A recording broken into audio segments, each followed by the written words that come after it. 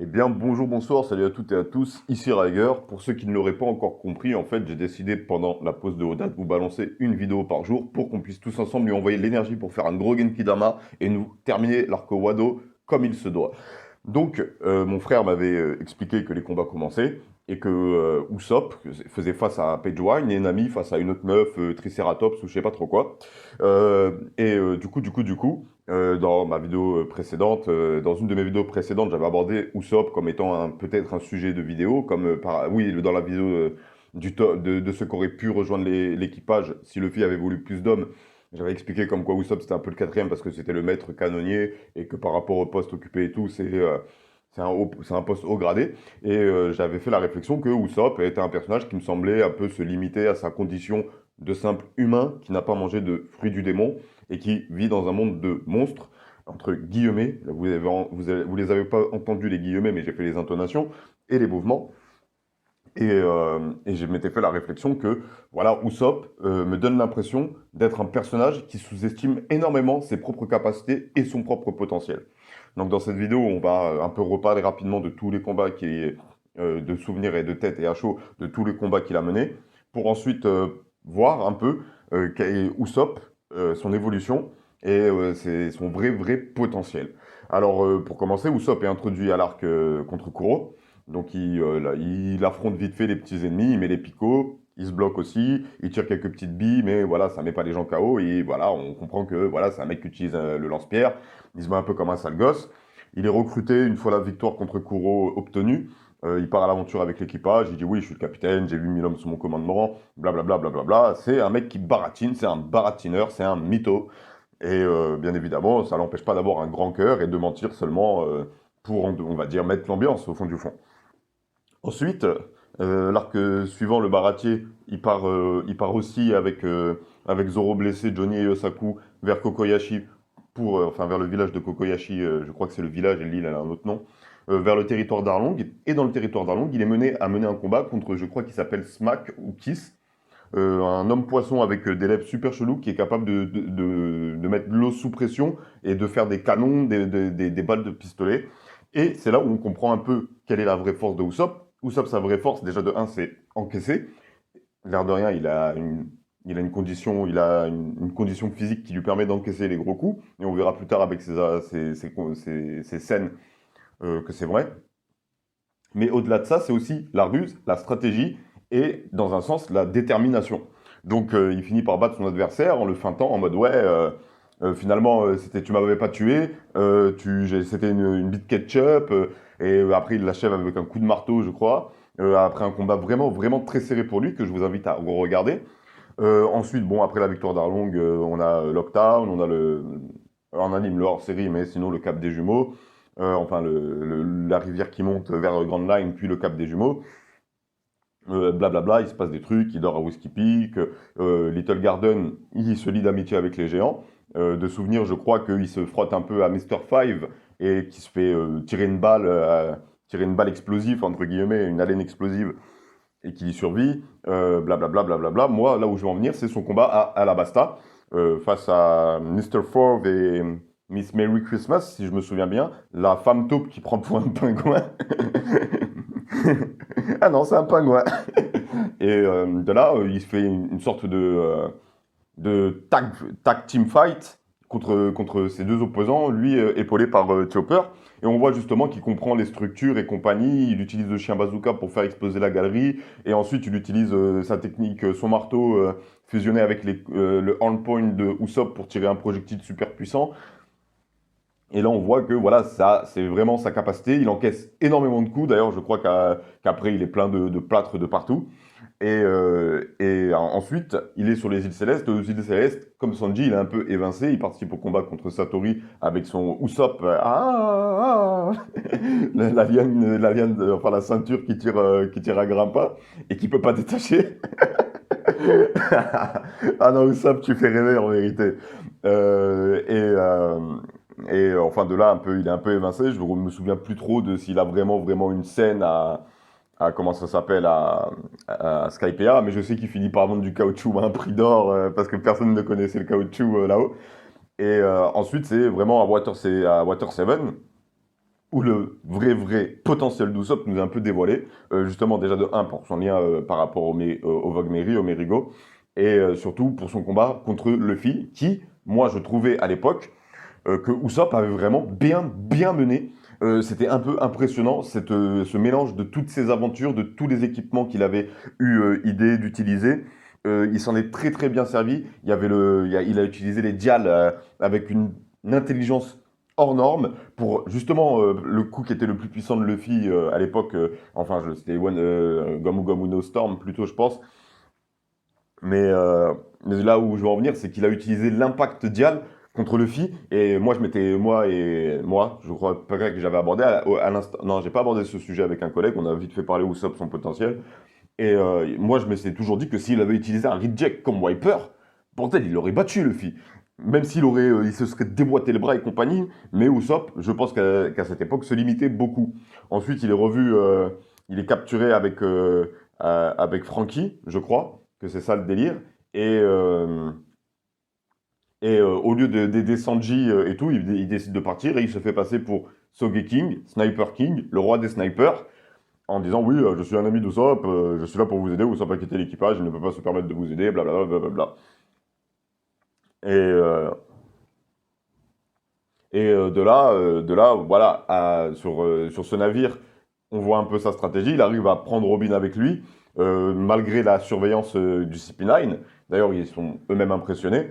Mais je crois, non, oui, je crois qu'il bat. Non, non, non, non. Là, je suis en train d'inverser. Mais bon, il réussit à prendre Robin. Robin décide de retourner avec eux pour protéger l'équipage. Voilà, tout ça, c'est à chaud de mémoire. Ça fait 3 ans que j'ai pas regardé One Piece. Enfin, 3 ans, ça fait 9 mois. Mais bref, je veux dire, regarder les anciens arcs. Donc là, c'est vraiment de mémoire. Il arrive à prendre Robin et tout. Bon, après, enfin, Water 7 sur le train des mers.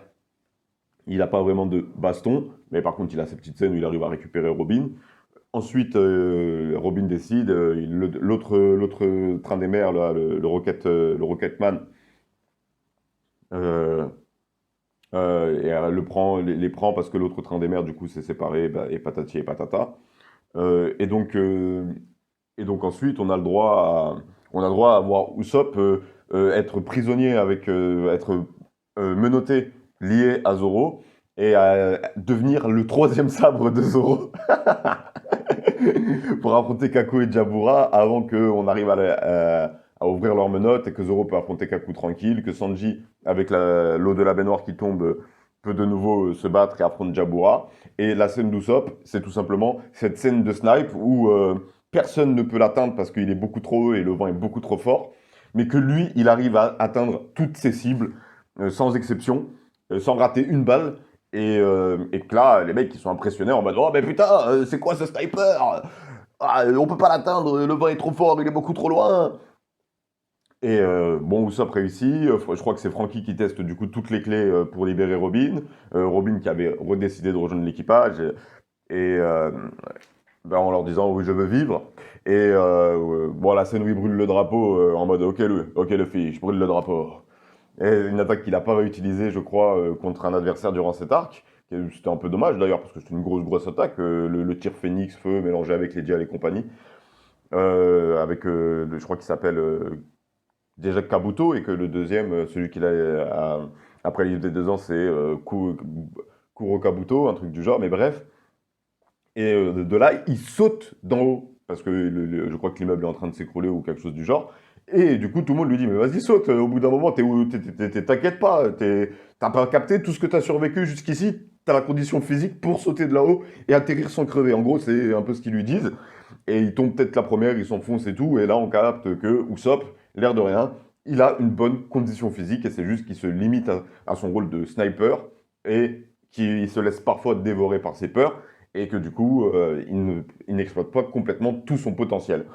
Ensuite, il a à Thriller Bark, il a le combat contre Perona, où on revoit que lui, sa force principale, c'est sa ruse, ses astuces, ses feintes, je sais pas comment, ses stratégies, et l'utilisation de tout l'équipement qu'il a imaginé et inventé. Et ensuite, les livres des 2 ans, après les livres des 2 ans, il va sur une île où il y a plein de plantes carnivores et compagnie, et de trucs super chelous, avec justement un kabuto, un homme, une sorte d'homme qui porte une armure scarabée, et Héraclès. Et, euh, et de là, il développe pendant les 2 ans l'utilisation des graines. Bon, bien sûr, il bouffe sa mère. Et d'abord, il est gros, puis ensuite, il repère son poids avant les livres des 2 ans. Il est devenu un peu plus costaud, mais il a un peu toujours ce petit côté où il se sous-estime complètement. Et moi, je trouve qu'on voit ça plus à Dressrosa, c'est-à-dire qu'encore une fois, dans un gros arc, il n'a pas de combat, mais qu'il a une scène où justement, il est là en mode il faut abattre Sugar, t'inquiète pas, j'ai une stratégie, Ganjuro, vas-y, fais ce que je te dis. Ok, vous pouvez me dire où ils sont. Oh putain, je les vois pas, j'ai peur de rater mon coup. Et là, d'un coup, tchou, une sorte d'éveil à l'acquis de l'observation qui lui donne une sorte de sonar radar à la Daredevil sur une grande zone. Il voit Sugar distinctement, Luffy et l'eau. Il réussit son tir. Le tir, c'est un visage masqué où il avait fait peur à Sugar et elle s'était évanouie. Et du coup, elle est traumatisée par lui. Et après cet arc où il avait eu la prime de Sogeking, il finit vraiment par avoir son vrai visage sur sa prime avec un nom qui lui est propre. God Usopp. Il devient God Usopp. Alors, j'ai plus le montant des primes en tête, mais je crois me souvenir que c'est clairement minimum, après Luffy, Zoro, la troisième prime la plus haute, je crois, hein, de souvenir, et où je crois pas que celle de Zoro ait augmenté, enfin, je sais plus, ou peut-être que j'avais mal vu à l'époque, mais je sais qu'il est minimum dans le top 4 des primes, et que justement, il réunit finalement par faire ce que je vais vous aborder, parce que Usopp, au village de Syrup, mentait beaucoup sur X ou Y chose, et au fil de ses aventures, certains mensonges se sont avérés vrais. Le poisson rouge errant dont le caca c'est des îles. Et là, justement, il a bel et bien eu, pendant un moment, des milliers d'hommes sous son commandement qui lui doivent sa libération et tout, même si c'était un peu dû au hasard. Ça démontre vraiment son insistance et sa détermination à aider son équipage. Et de là, Usopp, là, bah, finalement, finit par, du coup, se retrouver face à Page One. Et je pense que cette vidéo tombe à point nommé, parce que du coup, quel est le vrai potentiel d'Usopp? Donc là, tout ce que j'ai fait, c'est reparler du personnage. Et moi, je pense que Usopp, c'est quelqu'un qui, du coup, en s'étant concentré vraiment que sur le fait de sniper avec son lance-pierre, il a fini, du coup, par développer, on va dire, surtout comme je l'ai expliqué, surtout la force de la stratégie et un seuil d'encaissement, un seuil de coût, on va dire, un seuil de souffrance assez élevé, mais qui se laisse trop souvent dévorer par sa propre peur, et que ça, un jour, ça va le travailler, et que c'est justement pendant ce combat contre Page One où il va se rendre compte qu'il ne peut pas à chaque fois se laisser dévorer par sa peur, faire des feintes, faire des trucs, et que des fois, il va devoir affronter sérieusement des adversaires sérieux, même si je pense que One Piece restera One Piece, et que les combats d'Usopp seront toujours en partie comiques, comme la plupart des combats au fond du fond. Comme la plupart du combat au fond du fond, la majorité, on va dire, où il y a toujours une petite scène un peu drôle en mode, hein, qu'est-ce que tu fais là? Hein? T'as pas capté mon pouvoir, hein? Hein, mon pouvoir, c'est celui du centaure. Ouais, mais le centaure, c'est dans l'autre sens, mon pote. Enfin bref, Usopp va toujours garder ce côté comique, mais petit à petit, le fait d'être chanceux, le fait d'être rusé, et, euh, et c'est tout, ne va pas lui garantir une victoire à chaque combat. Page One, même s'il se fait bien démonter par Sanji, ça reste quand même un puissant adversaire. Et si Usopp se retrouve vraiment face à lui dans un 1v1, il va devoir passer à un stade au-dessus de sa ruse, au-dessus de sa chance, au-dessus de sa stratégie, au-dessus de ses mensonges, de ses feintes.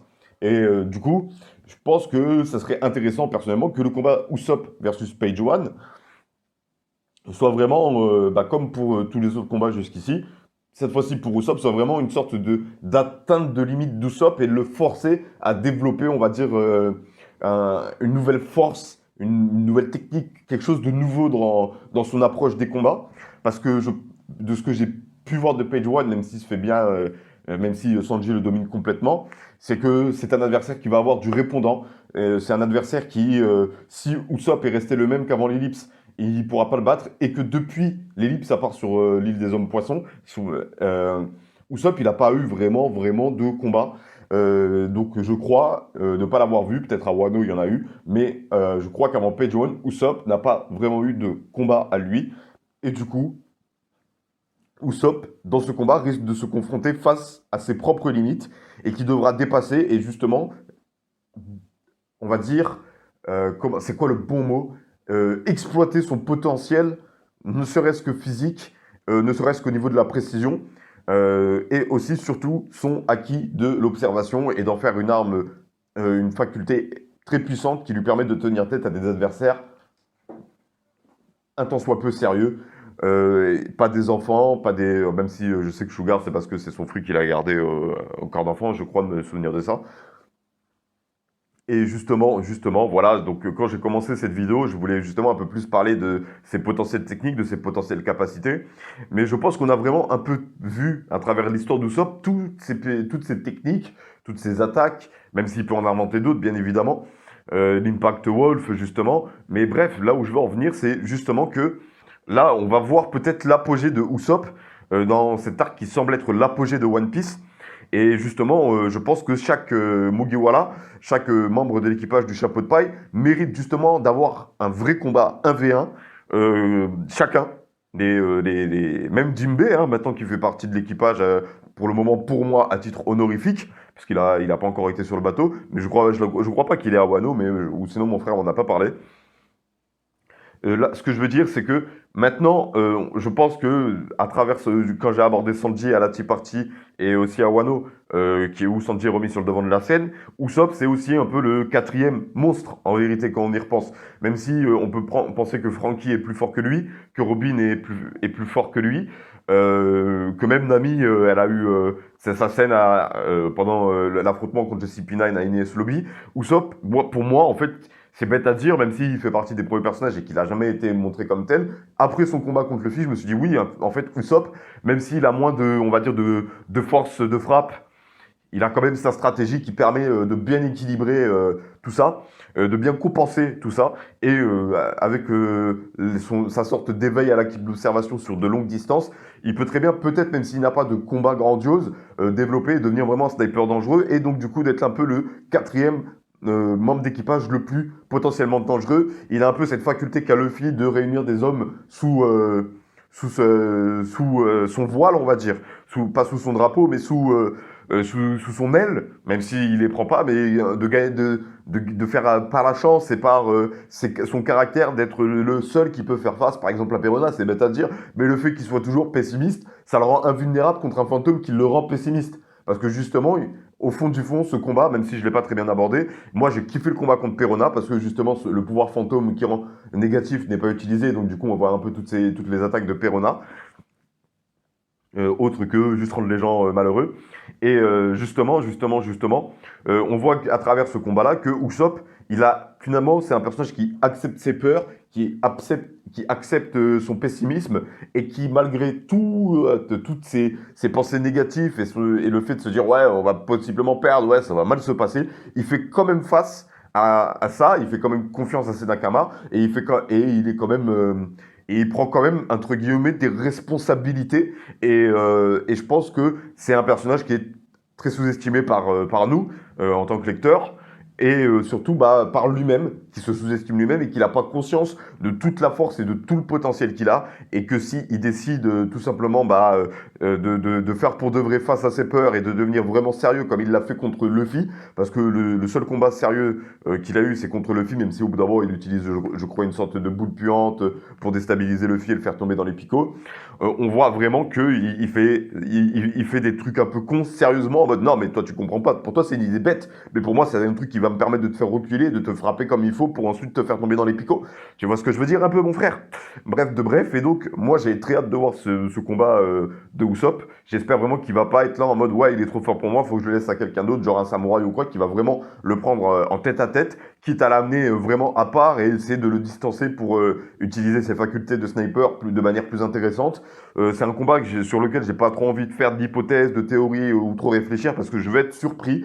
Mais la seule chose que je veux, c'est qu'on ait enfin la réponse sur ok, c'est quoi la vraie force de Usopp au fond du fond.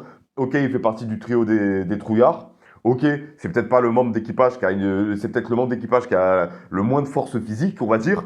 Mais moi, je pense sincèrement qu'il rattrape tous ses défauts et toutes ses faiblesses par sa stratégie, sa ruse, sa faculté à feinter, à faire croire qu'il est mort alors qu'il ne l'est pas. Et je pense que ça en fait Usopp, je pense vraiment du fond de mon cœur, par rapport à tout ce que j'ai vu de son manga, qui serait apte à battre quelqu'un comme par exemple Chopper, Franky ou Brooks s'il le prend au sérieux. Entre guillemets, Franky, je pense pas.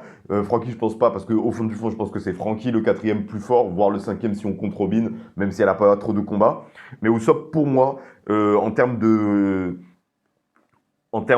dangerosité, c'est-à-dire toutes les faiblesses et toutes les qualités accumulées, je pense vraiment que c'est le quatrième et que même s'il n'est pas apte à battre quelqu'un en 1v1, il est capable de mener et d'avoir les moments clés dans les batailles. Et ça fait que du coup, moi, ce combat contre Page One, je veux que ce soit la réponse sur Usopp, qu'on sache enfin quel est son vrai potentiel.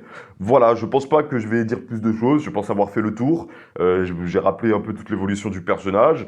Voilà, voilà, pour moi la vidéo est terminée. Donc voilà, dans la description, il y a tous les liens qu'il faut. Facebook pour le partage de contenu, Twitter pour les pensées, Instagram pour le POV de ma vie, et ensuite toute la ribambelle de liens pour me soutenir ou me suivre. Et voilà, du coup, j'espère que cette vidéo vous aura plu, qu'elle vous aura fait peut-être prendre conscience du potentiel de Usopp, si vous ne l'avez pas pris conscience à l'époque. Et je n'ai plus rien à rajouter, je vous souhaite une bonne journée, une bonne soirée, et à la prochaine pour une prochaine vidéo.